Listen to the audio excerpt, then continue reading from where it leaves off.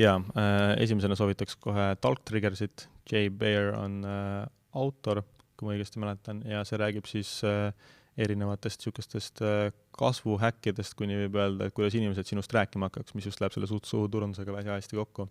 Et näiteks hea näide on siin Hiltoni Doubletree kett, et kes on kuulnud sellest, teab seda, siis on käinud seal, siis juba kursis sellega, mis seal juhtub.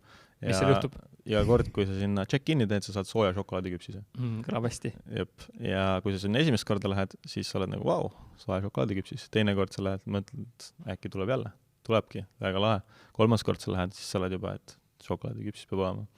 Ja siis kui on, siis sa oled rahul. Ja nende Talk Triggeritega ongi niimoodi, et need võiks olla sellised asjad, mis juhtuvad kogu aeg kõigiga. Et kui auk sisse jääb, siis tegelikult tekitab eelduse juba nagu kliendile, et ta saab seda. Et siis ei saa seda teha, et üks vend ei saa, ja siis ta on nagu, oota, aga kus minu oma on? Aga tegelikult nagu ta ei pidanudki saama. See ei ole nagu otseselt teenuse osa. Et see on niisugune väga hea raamat, mis seal on hästi nagu pool sellest raamatust vist isegi oli enam-vähem peaaegu tööleht, kuidas neid välja mõelda.